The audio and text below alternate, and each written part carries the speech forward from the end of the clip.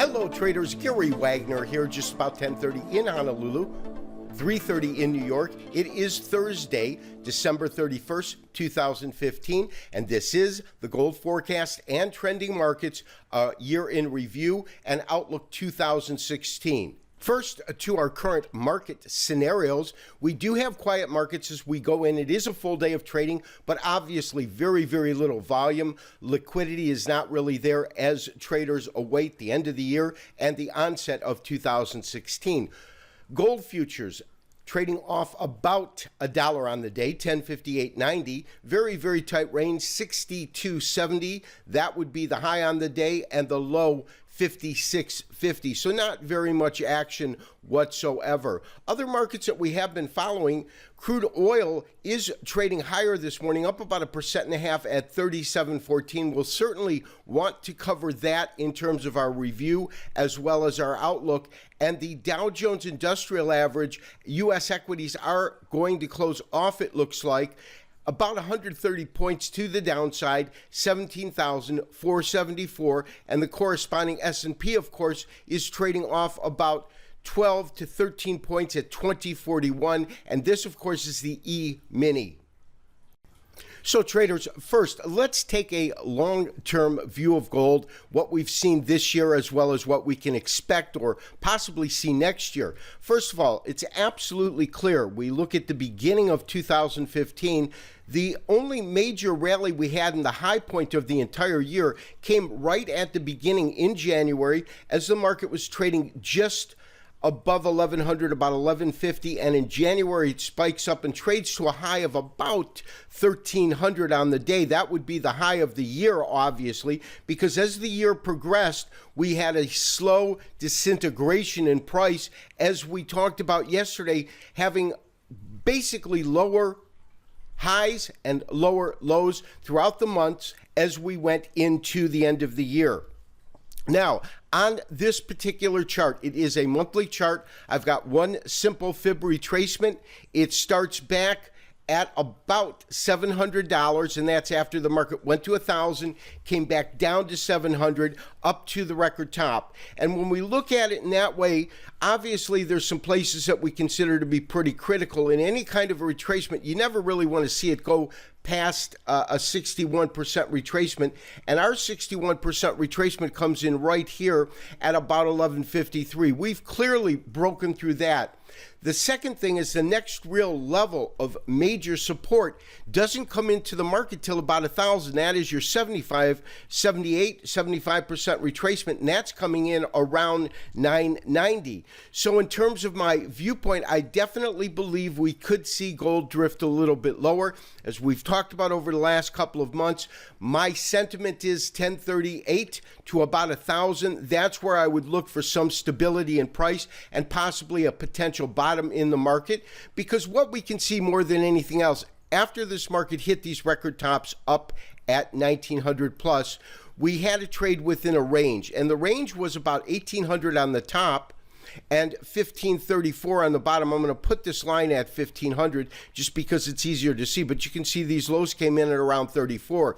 Now, it traded that way for a considerable period of time, and that's what I consider our first step, because once we broke through this particular step, we fell down, and we fell down to our next real stair step, which comes in roughly at 1200 to 1180, and that would be stair step 1 right here. We break through it. Stair step 2 right in here, as I said, right around 1180. We just broke through that, is my sentiment, and now we're headed to our, what I believe will be our last step, 3 steps down, so to speak, somewhere around $1,000. So things could change, and they can change on a dime. We all know that, but on a technical basis, my outlook for gold right now is we could see some more downside pressure, 1039, possibly as low as $1,000. So traders, although crude oil is up on the day, it is dramatically lower on the year. When we consider that at the beginning of this year, and we are looking at a basic weekly chart, we had crude oil sitting at around $44, coming down from a dramatic top. We're going to compress this chart in a second, and then hitting a high of roughly about $65, and that came in May and June. of this year. And at this point, we have now gone to a low of the year that is the lowest low of the year.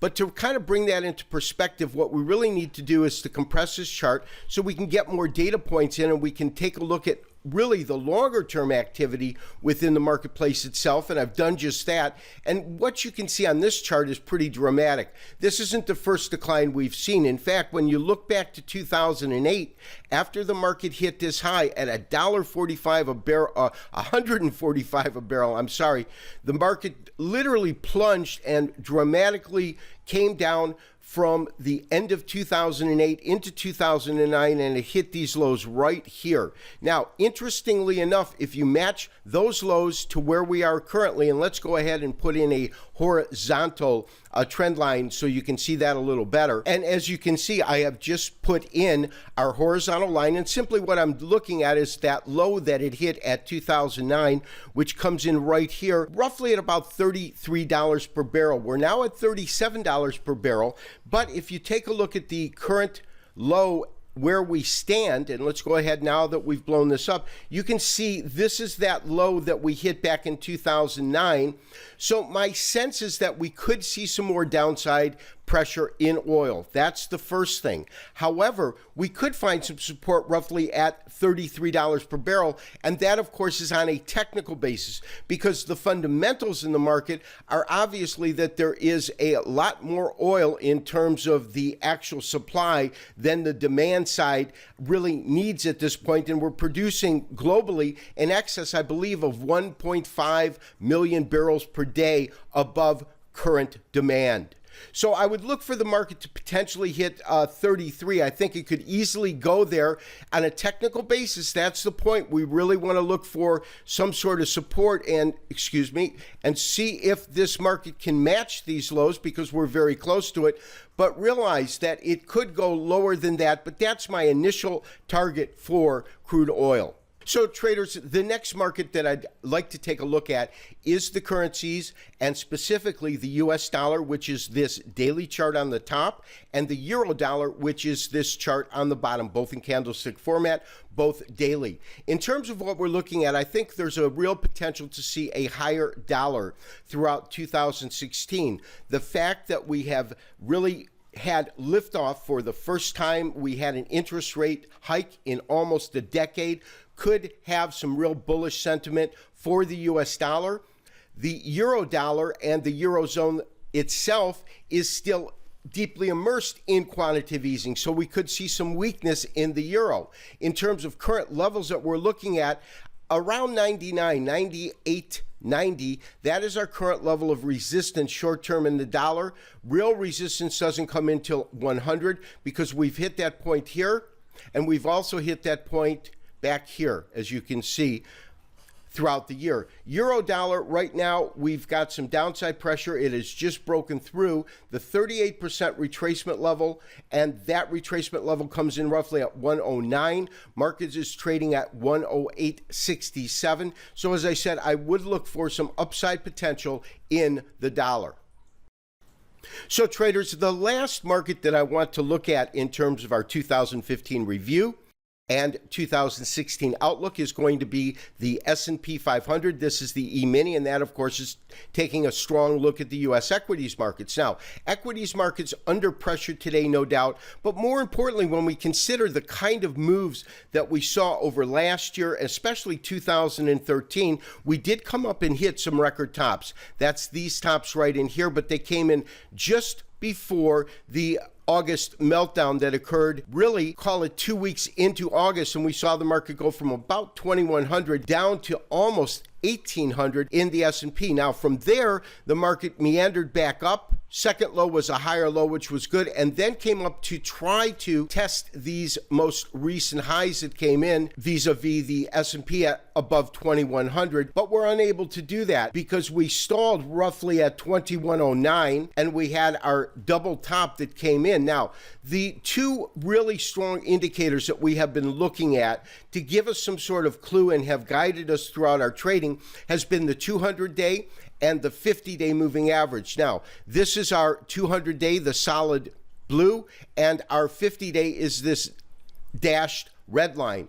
And we noticed just last, or at the beginning of this week, last week, that we actually had the first time that we had our short-term moving average crossing above our long-term moving average, and we had the market not only doing that, but trading above the 200-day moving average. And to me, that's critical, because if we look at this market long-term historically, time permitting, we'll compress this chart. What we see is that when this market breaks through that 200-day, that tends to be a really strong indication we could be headed lower. And at the same time, when the market's able to track above that, it tells us that we are in a pretty strong bull market. Obviously, we have broken below that at this point. And let me give you an idea of what we're looking at and talking about, because as I said, that 200-day moving average is a significant moving average. It'll take a few seconds for it to kind of draw in, but let's go ahead and kind of compress this chart so you get a better idea of what we're talking about. There we go.